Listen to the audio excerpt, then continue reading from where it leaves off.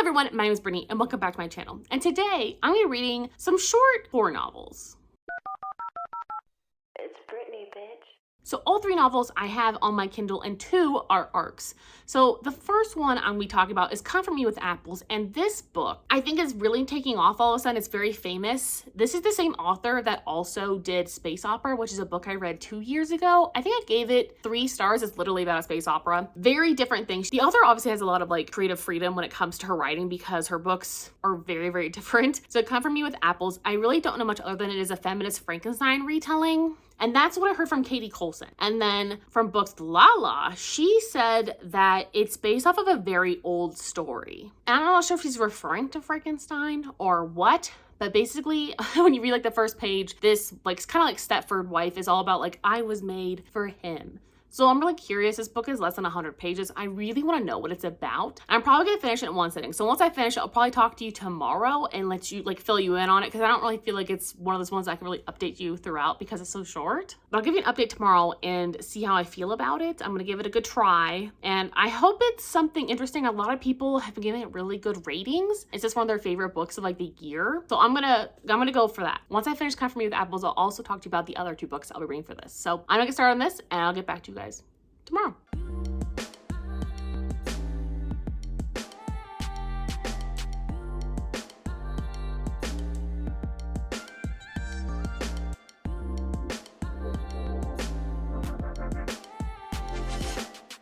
Okay, so I ended up finishing Comfort Me with Apples, and honestly, this was not the book that I was expecting. I was expecting a 5-star book, and this is to me more of a 3-star book. According to the author, this book is supposed to be like a suburban murder mystery and a magic trick, but honestly, I just feel tricked. Like, I just feel like I wasted my time like a little bit, even though this book is very small, because I do not like retellings of certain stories. I don't like retellings in most cases anyway. This is not, to me, a feminist Frankenstein. I would disagree with that comment. I think it has some elements of Frankenstein, but only like 2 very small elements. The rest of it is not like that whatsoever. This has a lot of biblical references because this is a biblical book. I think sure, a lot of the readers could be kept in the dark, but since I had a very religious upbringing, this was nothing new to me. It wasn't really a surprise. I saw immediately where it was going very early on. This book is honestly not subtle whatsoever. There's kind of like no nuance, and you can't even like pretend to believe that this world is like a real suburban place. You know it's not that.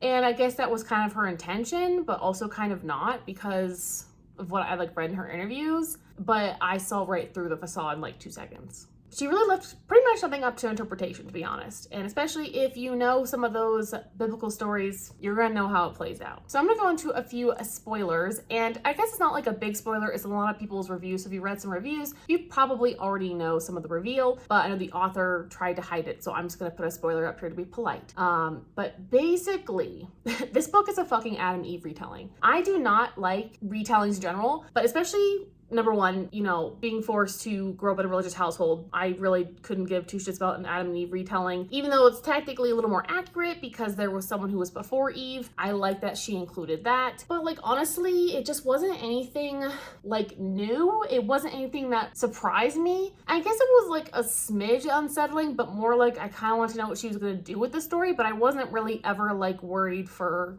the character. Like, there's like a snake in here. It's like the whole fucking Genesis story, honestly. And I also had to study a lot of Genesis stories in college, so I honestly just could not give a fuck, especially if this is in like a piece of literature. I'm really glad I didn't buy this for some shit. It sounded really interesting and nobody would tell me exactly what it was. So here I am to tell you exactly what it is. It's an Adam and Eve retelling. And if you don't care for biblical retellings, then I would probably skip it because I don't really know if it's worth your time. I guess it has some horror elements in there where she finds like a finger and stuff and she's trying to find out about the women who came before her. I like the idea of it. I just don't really like that it's a biblical retelling. Like, I liked if she went with like more of a Stepford Wives thing and then it was a totally different plot twist, I would have been happier with it.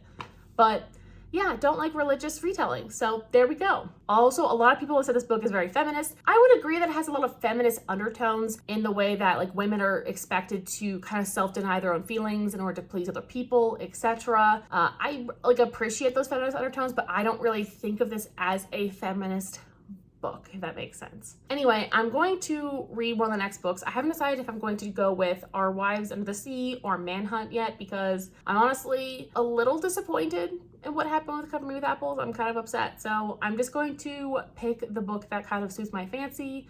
I'll probably go with Our Wives Under the Sea because I think it has an earlier publishing date, but we'll see what I end up picking when I'm a little less salty.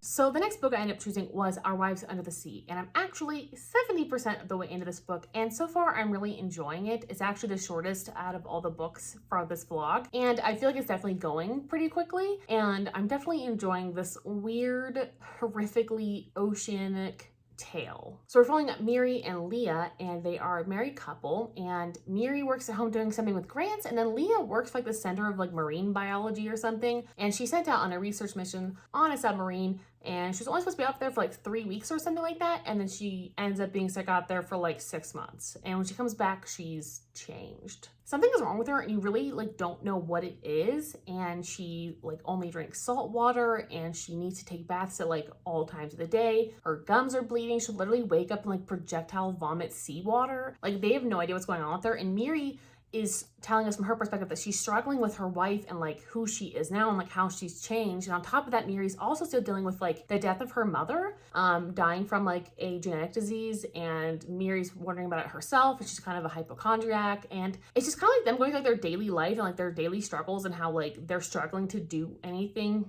together, and even separately, like they're just having their own struggles. And then in Leah's perspective, we're seeing kind of what down on the submarine. So these alternating chapters, we're kind of seeing like present day, and then also Miri's past as well, and them as a couple and what they used to be like, and then like Leah's perspective of how she's feeling and trying to describe it to us, and then also dealing with what happened on the submarine to get her to where she is today. So far, I'm really enjoying this topic. It's just kind of like perfectly weird, and I just don't really understand what's going on to this point, but like it's very easy to follow. You understand obviously something is wrong, and it's really painting a picture of their lives together. Like they're really loud neighbors who constantly have their TV on, that like they can literally hear what fucking program it is, and how Miri keeps like ignoring her job, and she's like falling behind because she's so wrapped up in like trying to take care of Leah and clean up around the house. It is just such a weird mess of a story. Like their lives are just so weirdly intriguing. So far, 70% of the way in, I'm really enjoying it, and I'm hoping I can probably finish this tonight. I hope so I can stay on schedule, but obviously it's the weekend, so I just don't really do a whole lot of reading on the weekend, so it only happens at night if I feel like it. So if I force myself to read it tonight before I go to bed,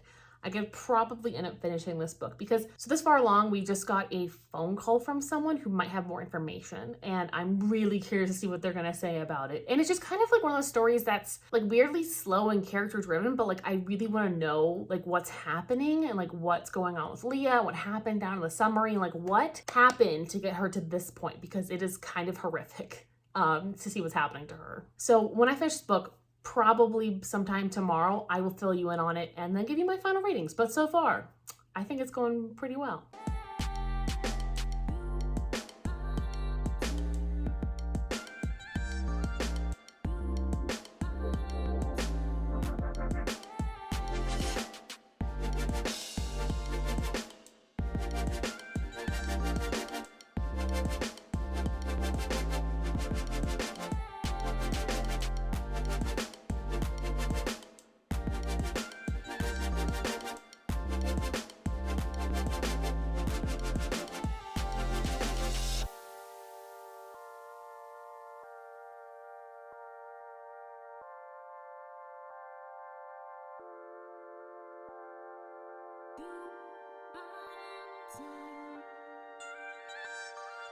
So yesterday, I ended up finishing Our Wives Under the Sea, and I'm kind of surprised, but honestly, I really enjoyed this book, and I'm gonna give it 4 stars. This is one of those books that, like, on paper, it almost seems like I wouldn't really enjoy it. So number one, it kind of reads a little bit like literary fiction, and literary fiction is not always my jam. And on top of that, It's quite repetitive, using a lot of sea and water imagery to convey a point, and it's kind of surface level at some points as well. It doesn't always go deep. Just get ready for a lot of water puns in this because I'm really feeling it right now, okay? But it wasn't always very deep, but it was like trying to be deep. And it was just very atmospheric and spooky and chilling and suffocating. And it just kind of feels like the whole pressure of the ocean is kind of on top of you the entire time you're reading this. And I'm not usually into like atmospheric only books, but it was short enough that like I really enjoyed just like the atmosphere of this. So if you really want something that's like a melancholic and deep and like sad and kind of horrific and very vivid and gross, like I would definitely recommend this. There were so many parts of this, like I literally cannot get out of my brain. Like I can just see it right now in front of me. Like it's just that kind of vivid and chilling and just like, ugh. I can definitely see why a lot of people would not like this book. And on the surface, again, they're kind of the reasons that like I generally don't like books. I also don't like ambiguous endings, and this has a very ambiguous ending. So if that's something you don't like, maybe don't attempt it. But at the same time, like I usually don't like them either, but sometimes they like just feel more necessary for a book. And sometimes I like that I don't know what happened. And this is one of those cases. This book for me is kind of one of those like exception books that kind of falls in the ley lines of like what I find acceptable and what I usually enjoy. And it has a lot of things I wouldn't ordinarily enjoy. But for some reason, it just works. Like the ambiguous ending. It just like works for me, and it's weird and spooky. And I kind of like not knowing what happened. It just kind of like works itself out for some reason in my brain that it like worked out okay. I know a lot of people did not like the repeated water imagery, but for me, like it just kind of made it more atmospheric and just kind of worked. Overall, this one is in first place for the best one of this reading vlog. And I don't know, I just really enjoyed it. I just think it was such a nice, short, melancholic, thoughtful read. And it just kind of like put me in this like weird headspace. And like low key, at one night in my bathroom, I literally thought water was dripping on me. And then I realized I was just probably batshit crazy from this book. I think that is the best selling point I can say about it so far. So anyway, I'm going to get to the next and last book in this reading vlog called Manhunt. And let me tell you, I love this cover. All I really know is it's kind of like a post-apocalyptic world where they're like hunting down transphobes, as far as I know. Like it's actually like trans men and women like hunting down transphobic pieces of shit. That's all I kind of know. I could be a little bit wrong. But I just fell in love with this cover. I saw the premise and I requested it on NetGalley and I was approved, and I was like, yes. So I will be reading this probably in the next like 2 days. So I will hit you up whenever I get to it.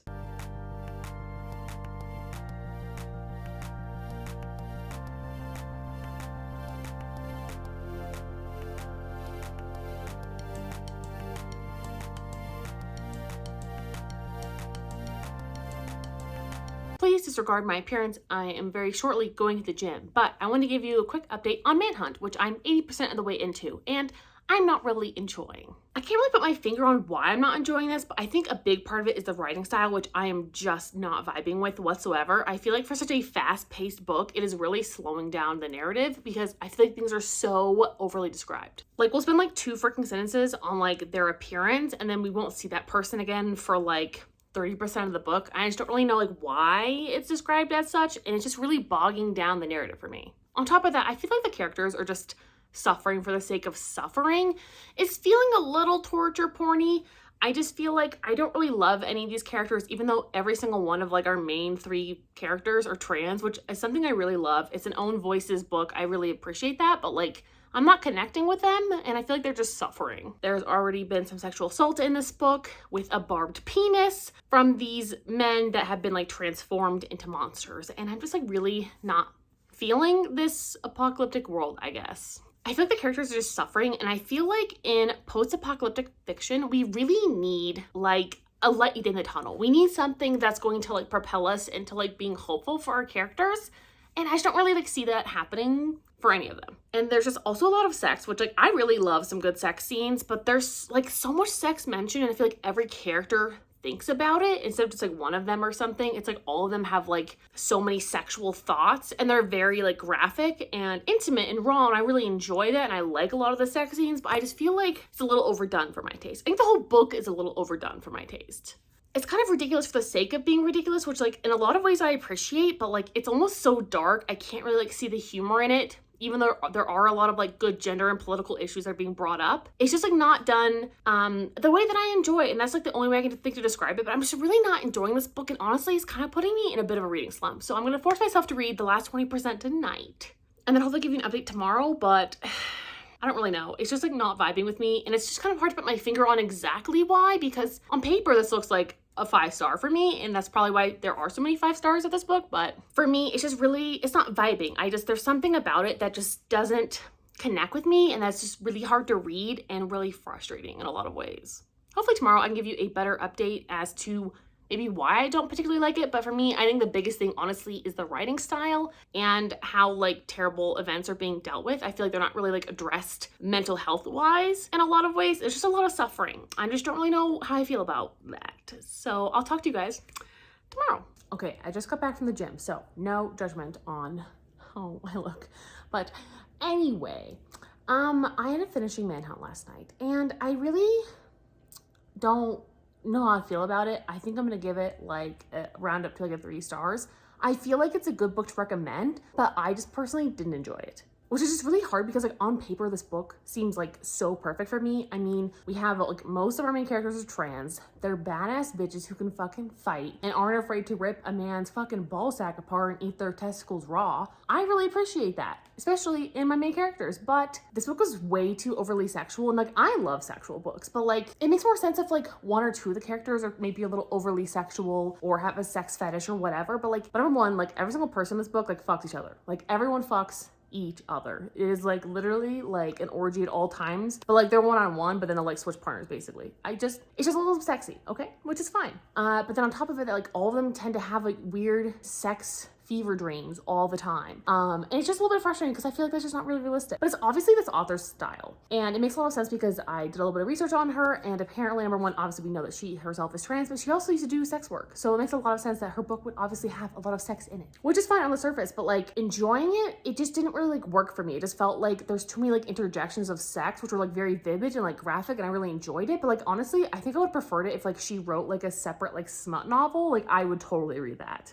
And I think it's great that obviously sex was brought into the apocalypse, because I feel like that's such like a stupid view to believe that like people would not have sex after the world ends, because obviously like it's a stress reliever, it's part of like human physiology, it's just like a biological need. So to say that people would not be having sex in the apocalypse is obviously incorrect, but like this book just went like a little too far on that point. And also it was just like really brutal. Like I didn't mind the brutality part of it sometimes, but sometimes it was a little much. I wouldn't recommend eating while reading this book. Like honestly, there was one part where I got really nauseous towards the end. They're like ripping something out of someone's body, and it was really impressive and well written, but ew. I think the biggest thing for me, to be quite honest, I just didn't like the writing style. Like, I just don't think I like her writing style at all. It really like pulled me out of the story, and it would just like over describe certain things, and certain things were like glossed over, and it was so fast paced. I feel like we missed things, and I just didn't like the way the POVs switched. Like I probably would have preferred like individual chapters for like each person we were following, because it was just like paragraph and then paragraph, and you would let you know when it would switch, but it was just like, it would kind of throw you into someone else's perspective and follow up on something from a while ago. And I just feel like, I don't know, I feel like in a way that chapters were like made this book flow better for me. I just didn't enjoy the way it was set up, and I didn't really enjoy the way it was like written, but I could tell it was like written well. It's just not my style, and it's kind of hard to describe that, but you know, I mean, sometimes there's some books that I like love the concept, I just don't like the way they're written, and this is one of those books where I just feel like this could have been a 5-star, and it definitely can be for a lot of people, but for me it just didn't slap the way I was expecting. I'll definitely give it a chance, especially if you're trans. Obviously go into it knowing there's a lot of transphobia, there's a lot of brutality, especially against women. There's rape in this, there's sexual assault, there's a lot of like forced sex scenes and prostitution. There's just a lot of things in here that are obviously very adult topics. So if any of those things are triggering for you, I definitely would stay away. But overall, I think it was just a really interesting like take on this world. I just didn't love it, but I loved the concept. So in terms of all the books that I read for this reading vlog, my favorite one was obviously Our Wives Under the Sea. I will put up the date that it comes out on screen. I don't remember. I think it's like June or July. So I'm very sorry. It comes out pretty late in the year. So really sorry about that. I hate when I do that to you guys, but I also want to get them read and off my NetGalley, and I really enjoy this. I gave this one 4 stars. My next favorite actually was Come For Me with Apples. It was a really fast read. It's very short. I rated it 3 stars. I just feel like this book bamboozled me. I could have really enjoyed it, but I just don't like those type of retellings. And if you watched my video and you saw the spoilers on that, you know what I'm talking about. But I just don't like those type of retellings. And if I would have known, I definitely would never have attempted it. But for like what it is, it was fine. It was good. I liked it. It was a fast, easy read, and it was kind of fun at times. So it gets a good 3-star out of me. And then obviously my least favorite, unfortunately, is Manhunt, but it's like a 2.5 rounded up to 3 stars. So I would still recommend it. I still think it was really good for what it is. It's just not really my genre number 1. But it definitely is very horrific. And obviously it's very brutal, it's very overly sexual, it deals with a lot of intense trigger warnings like transphobia, etc. So I would definitely give it an attempt. If it's just too much for you, like, it totally makes perfect sense. But there's a lot of 5 stars on there, so it could just be me not connecting with the writing, okay? Because there are a lot of 5 stars for this damn book. Thank you guys so much for watching. Please let me know if you guys have any suggestions for any short books in general. I really would like to attempt some really high fantasy books this year, and they tend to be kind of longer books. So I'd really like some shorter books to kind of pepper my TBRs with. So that way I can kind of still accomplish my 120 books a year goal, but also read like the high fantasy books that I've really been craving and I really want to, but I don't want to take up too much time with a 700-page book when I could have read like 3 other books in that time frame. You know what I'm saying? So anyway, leave the suggestions down below. Doesn't matter what the fuck it is, as long as it's like under like 300 pages, I might give it a shot. Thank you guys so much for watching. Like and subscribe, and I'll talk to you guys later.